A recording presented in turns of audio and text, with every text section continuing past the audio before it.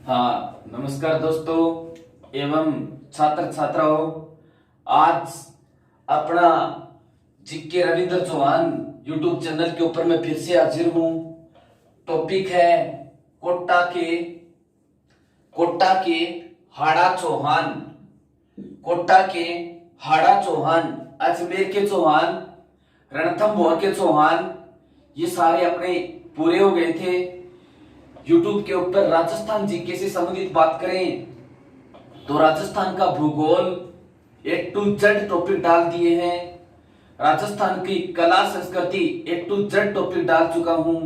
अब राजस्थान के इतिहास क्या नंबर है, तो इससे पहले राजस्थान के इतिहासकार, राजस्थान की सभ्यताएं, राजस्थान के शिलालेख, राजस्थान के सिक्के, राजस्थान की प्रशस्तियां, प्रतिहार, परमार, चालुक्य और चौहान, ये टॉपिक डाले जा चुके हैं।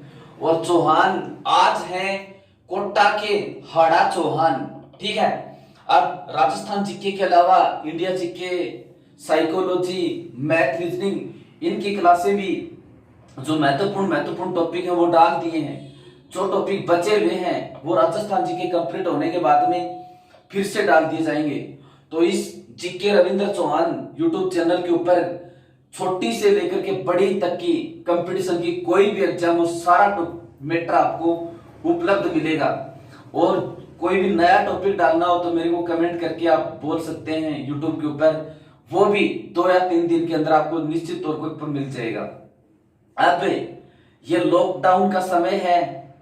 कुछ नेगेटिव सोच के विद्यार्थी या नेगेटिव प्रवृत्ति के लोग सोचते हैं कि लॉकडाउन है तो इसका मतलब ये नहीं कि पढ़ाई के ऊपर प्रतिबंध है। पढ़ने वाले विद्यार्थियों के लिए इससे अच्छा मौका हो ही नहीं सकता, क्योंकि न तो कहीं जाना न कहीं आना।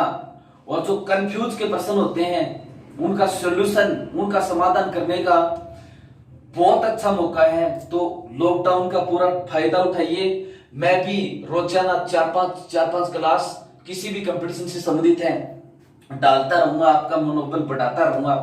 तो इस चैनल को कृपया सब्सक्राइब कर दीजिए। अब पढ़ते हैं कोटा के हाड़ा चौहान। तो कोटा रियासत थी। कोटा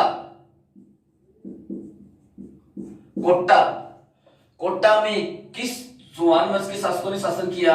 हाड़ा चौहान। कोटा के चौहान क्या कहलाते हैं? हाड़ा चौहान।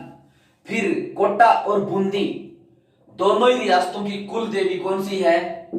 कोटा बूंदी के हाड़ा शासकों की कुल देवी, कोटा बूंदी दोनों ही रियासतों की हाड़ा शासकों की कुल देवी है बदाणा माता। बदाणा माता।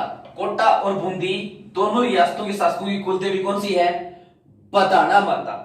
कोटा का इसका प्राचीन नाम था नंदग्राम। प्राचीन नाम, कोटा का प्राचीन नाम क्या था? नंदग्राम। फिर इसका कोटा नाम किसके नाम पर पड़ा?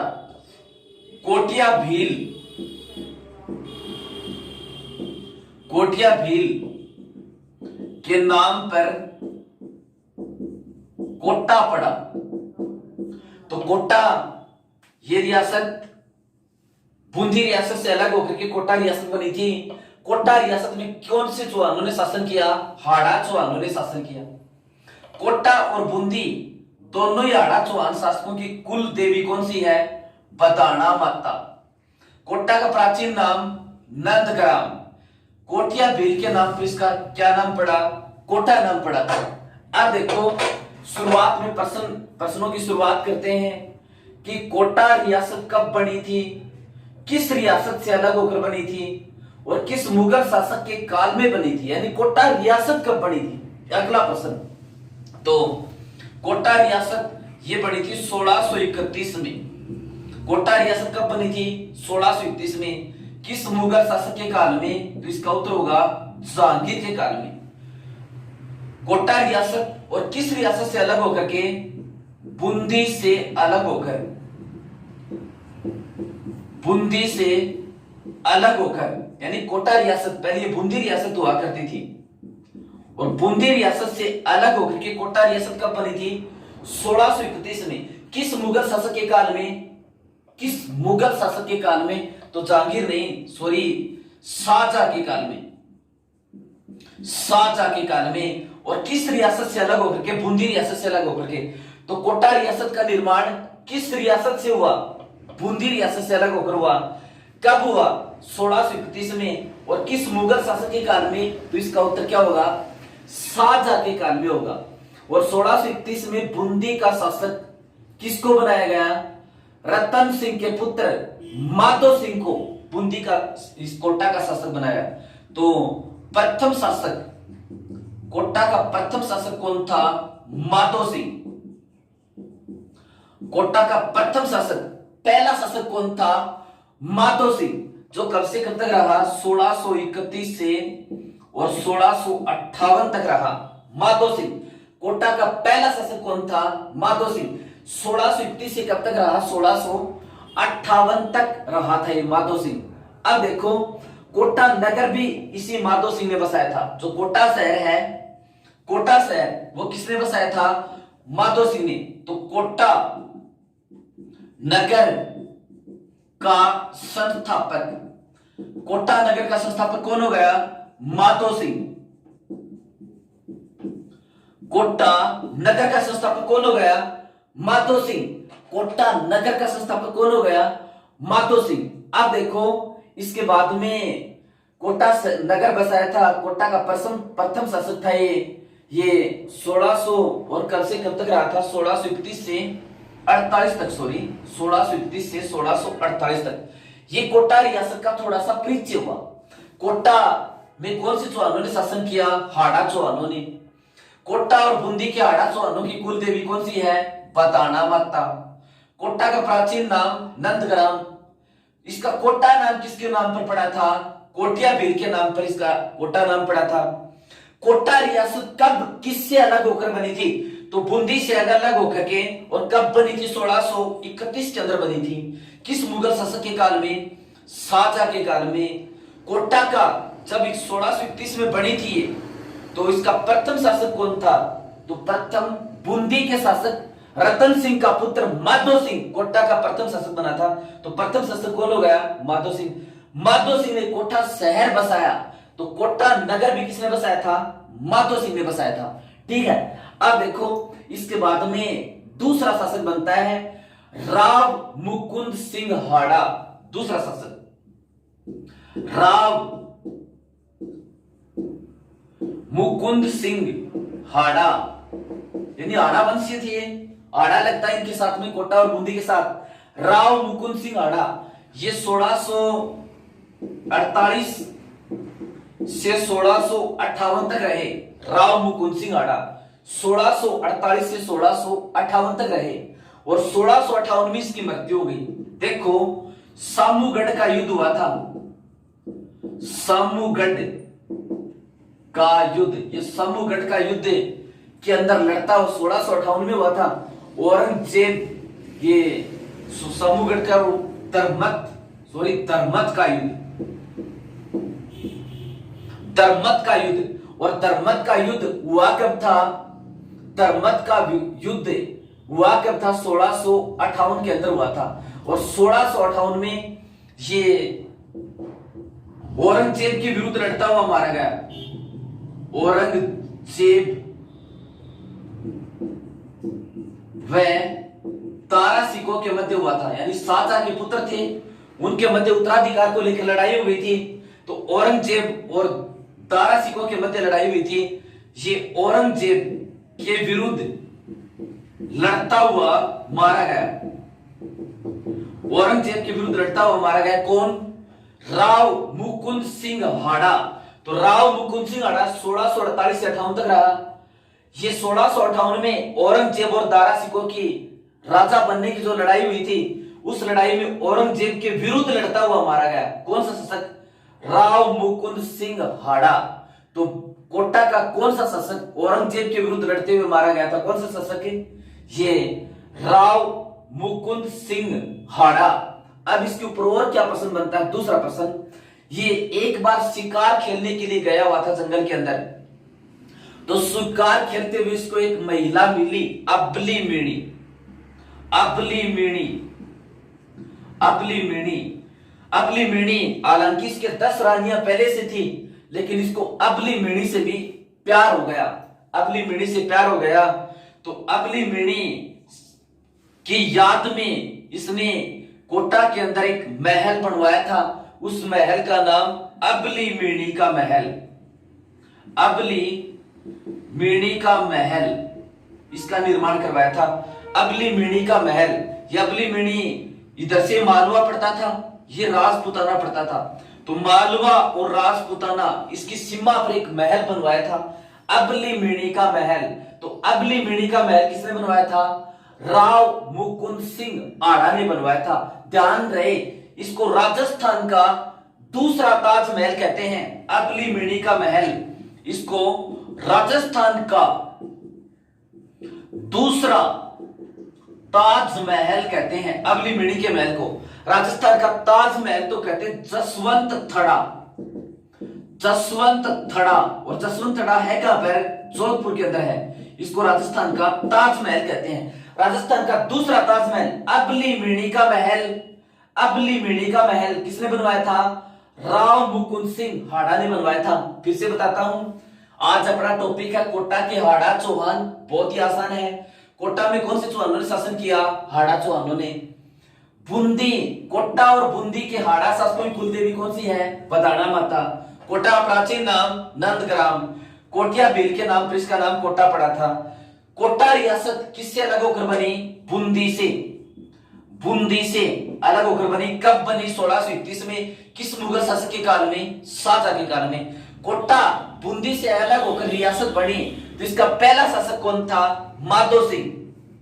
1631 से 1648 तक इसी ने कोटा नगर बसाया था। तो कोटा नगर किसने बसाया था, माधो सिंह ने। या कोटा शहर का संस्थापक कौन था, तो इसका उत्तर भी क्या होगा, माधो सिंह। इसके बाद में अगला कोटा का दूसरा राजा बनता है राव मुकुंद सिंह आड़ा, 1648 से 1658 तक। औरंगजेब और दारा सिकोह दोनों शाहजहां के पुत्र थे, और इनके मध्य उत्तराधिकार को लेकर के लड़ाई होगी। तो इसने, राव मुकुंद सिंह आड़ा ने औरंगजेब के विरुद्ध दारा सिकोह का साथ दिया, और युद्ध के अंदर लड़ता हुआ ये मारा गया, राव मुकुंद सिंह हाड़ा। फिर इसके दूसरा प्रश्न इसके ऊपर क्या बनता है, ये एक बार जंगल के अंदर शिकार खेल रहा था, अबली मीणी नामक महिला से इसको प्यार हो गया। इसकी आदमी इसका एक इसने महल बनवाया, अबली मीणी का महल, जिसको राजस्थान का दूसरा ताजमहल कहते हैं। राजस्थान का दूसरा ताजमहल किसे कहते हैं, अबली मीणी का महल। किसने बनवाया था, राव मुकुंद सिंह हाड़ा ने बनवाया था। और राजस्थान का ताजमहल किसे कहते हैं, जसवंत थड़ा, जो है कहां पर, जोधपुर में। ध्यान रहे, ताजमहल कहां पर है, उत्तर प्रदेश के अंदर, यमुना नदी के किनारे। शाहजहां ने अपनी प्रिय बेगम मुमताज की स्मृति में बनवाया था ताजमहल, यहां पर है ताजमहल।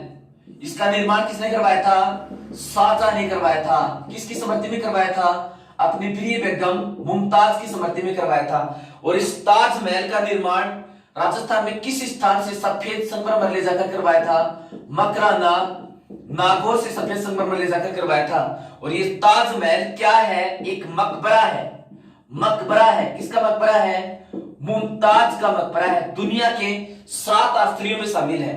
ये ताजमहल कहां पर, आगरा उत्तर प्रदेश में।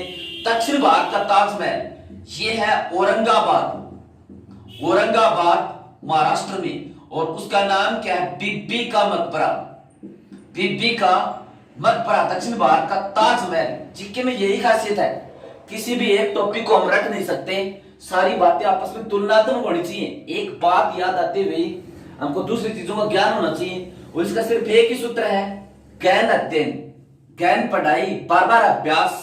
प्रत्येक चीज अभ्यास की होती है। इतना दिमाग किसी के अंदर नहीं कि एक बार पढ़ लिया बस याद हो गया। धीरे धीरे सभी के ये चीजें भूल लगनी शुरू हो जाती हैं, लेकिन थोड़े थोड़े अभ्यास से, रेगुलर अभ्यास से, और ये प्रत्येक चीज स्थायी रहती है।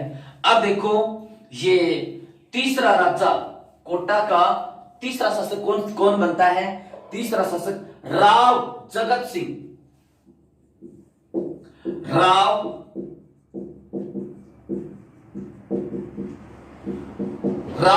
जगत सिंह 1658 से 84 तक रहे। 1658 से 84 तक रहे राव जगत सिंह। फिर 4 नंबर राव किशोर सिंह। राव किशोर सिंह 1684 से 96। 1684 से 96। इसके ऊपर क्या प्रश्न बनता है? इसने कोटा के अंदर एक तालाब बनवाया था, उस तालाब को क्या कहते हैं? किशोर सागर तालाब। किशोर सागर और किशोर सागर तालाब ये है कहां पर? कोटा के अंदर है। तो अगला शासक राव किशोर सिंह, अपने नाम से इसने किशोर सागर तालाब बनवाया था। और किशोर सागर तालाब कहां पर बनवाया था? इसने कोटा के अंदर बनवाया था। किशोर सागर तालाब है कहां पर? कोटा के अंदर है। फिर इसके बाद में अगला राजा बनता है राव राम सिंह।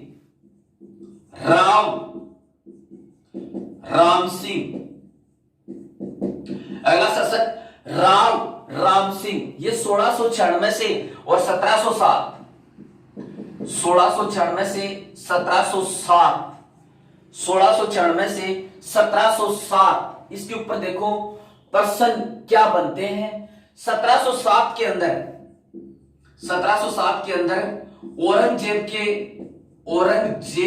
की मृत्यु हो गई। तो औरंगजेब के पुत्रों में साम्राज्य को लेकर लड़ाई हुई। साम्राज्य को लेकर युद्ध। एक पक्ष आजम,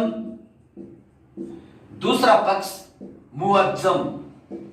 आजम और मुअज्जम को 1707 में औरंगजेब की मृत्यु हो गई। औरंगजेब के पुत्रों में साम्राज्य को लेकर युद्ध हुआ। आजम और मुअज्जम के मध्य युद्ध हुआ। इसने उस युद्ध को कहते हैं जाजाऊ का युद्ध। जाजाऊ का युद्ध कहते हैं। और इस जाजाऊ के युद्ध में इसने किसका साथ दिया? आजम का साथ दिया। आजम का साथ, वह मारा गया। आजम का साथ दिया, वह मारा गया। तो 1707 में औरंगजेब के पुत्रों में साम्राज्य को लेकर के लड़ाई होगी। एक पक्ष आजम, दूसरा मुअज्जम। इसने इस युद्ध को क्या कहते हैं? जाजाऊ का युद्ध। और ये जाजाऊ का युद्ध हुआ कब था? 1707 के अंदर हुआ था। इसने किसका साथ दिया था? आजम का साथ दिया। आजम का साथ दिया, वह मारा गया। कौन सा शासक? राव राम सिंह। ये अच्छा योद्धा था। इसने भी तोपों से और कई आदमियों को भून दिया था। तोपों से बहुत सारे सैनिकों को इसने लड़ाई के अंदर भून दिया। इसलिए भूनने वाले को बड़भुजा कहते हैं। इस कोटा के शासक को भी बड़भुजा कहते हैं। इसका उपनाम क्या है? बड़भुजा।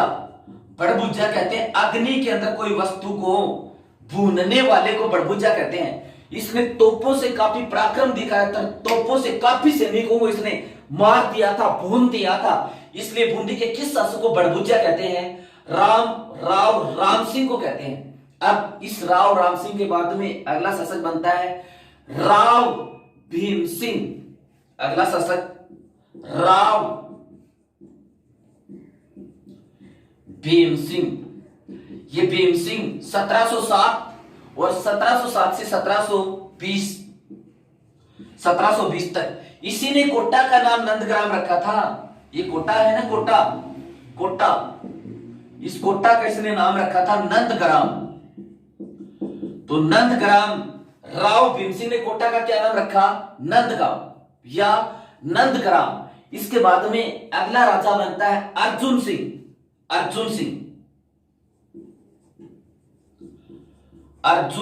ये 1720 से और 1723 तक रहे अर्जुन सिंह। इसके ऊपर कोई खास प्रश्न नहीं बनता। थोड़ी सी वंशावली के लिए थोड़ा याद हो जाए तो अच्छी बात है।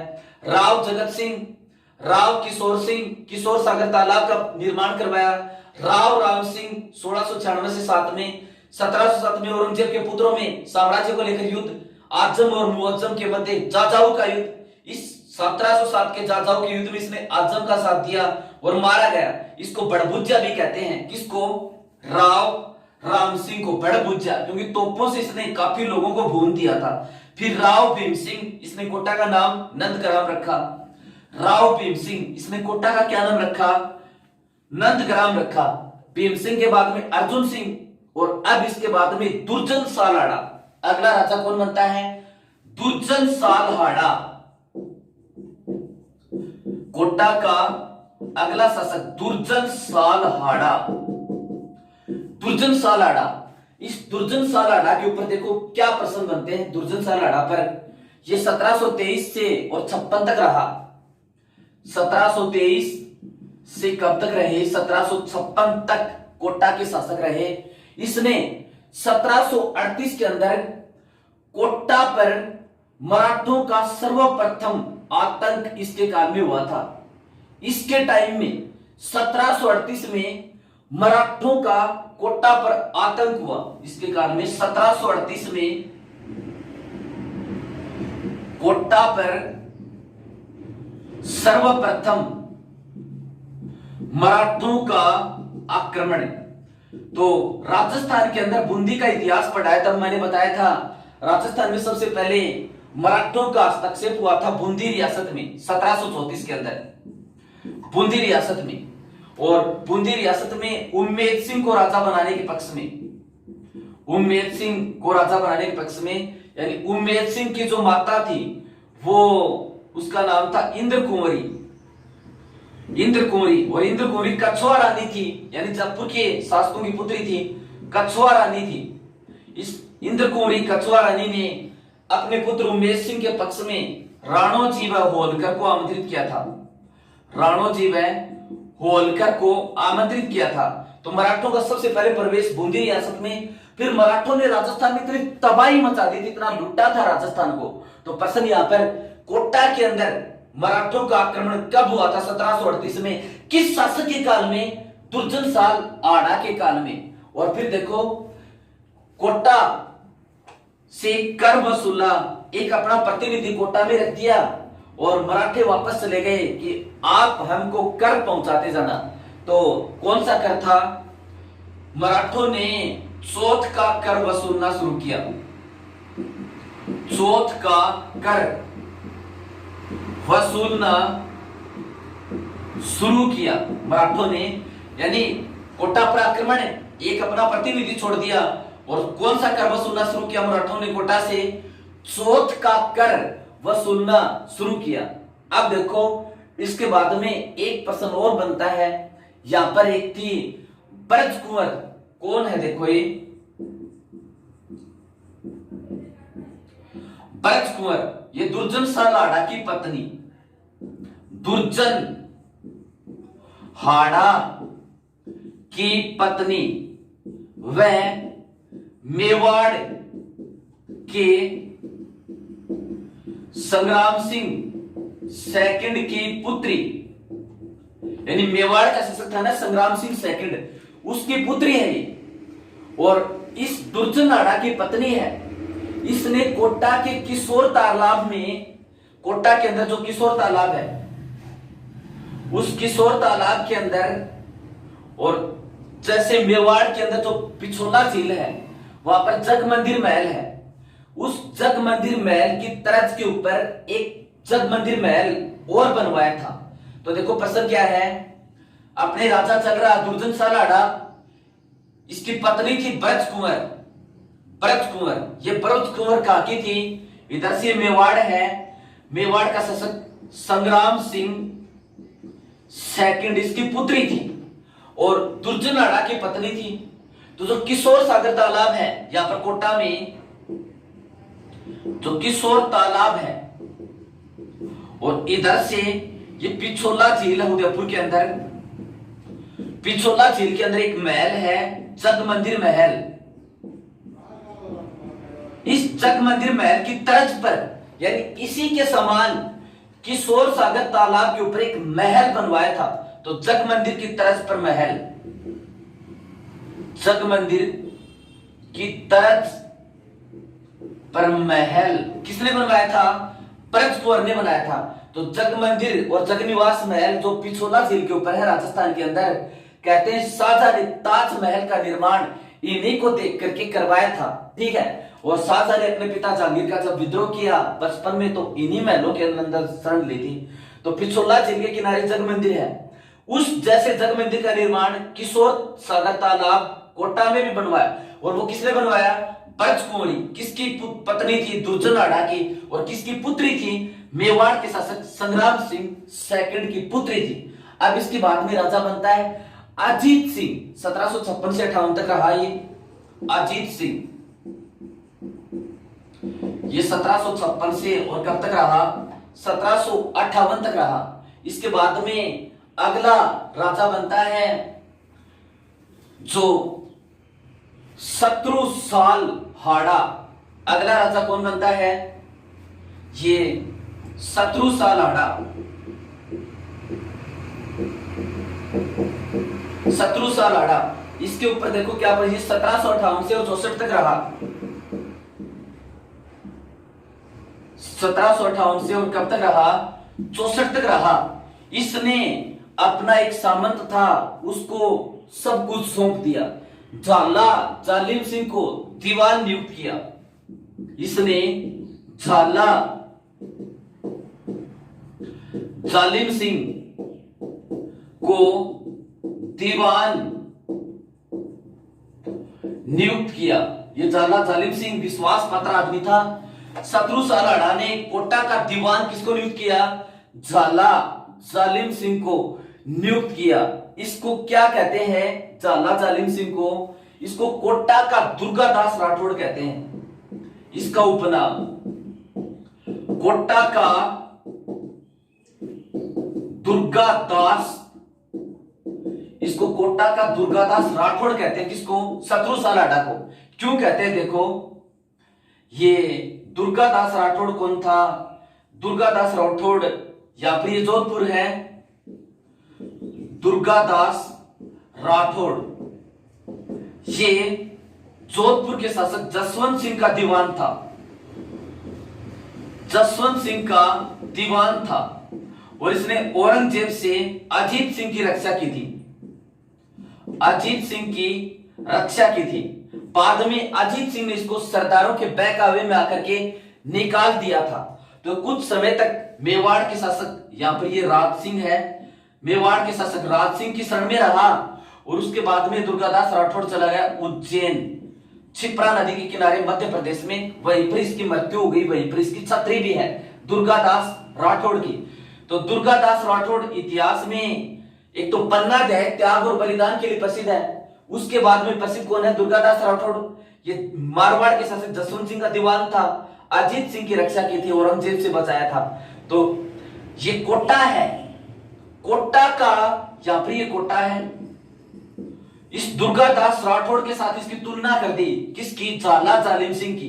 क्योंकि जिस प्रकार से दुर्गादास राठौड़ स्वामी भक्त था, ये भी स्वामी भक्त था।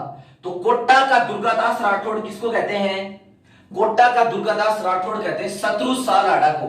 ये 1758 से और 64 तक रहा शत्रुसाल हाड़ा। इसने अपना दीवान किसको नियुक्त किया? झाला जालिम सिंह को। सब कुछ इसी को सौंप दिया। अब देखो, इस झाला जालिम सिंह ने और क्या किया? 1761 के अंदर पटवाड़ा के युद्ध में जयपुर को पराजित किया। 1761 में पटवाड़ा के युद्ध में, पटवाड़ा के युद्ध में जयपुर को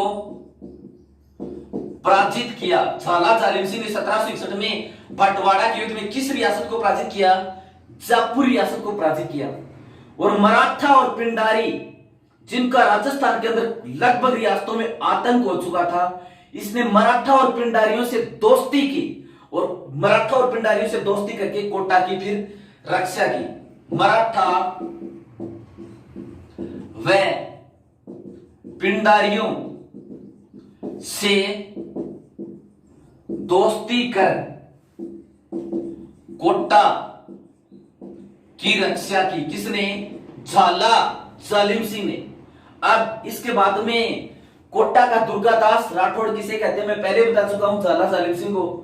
उदयपुर के महाराणा ने इसको एक उपाधि प्रदान की थी, झाला जालिम सिंह को, वो राज राणा की उपाधि। तो झाला जालिम सिंह को उदयपुर के महाराणा द्वारा प्रदत्त उपाधि राज राणा।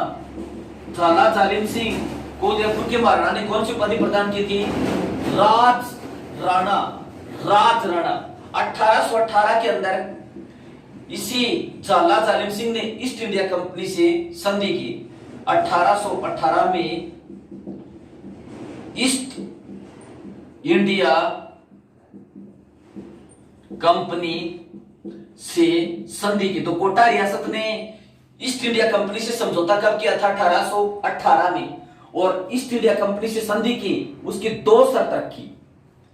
एक शर्त तो यह है, शर्त नंबर 1 कि महाराव उम्मेद सिंह के जो वंशज हैं आगे वही राजा बने। एक शर्त तो ये, महाराव उम्मेद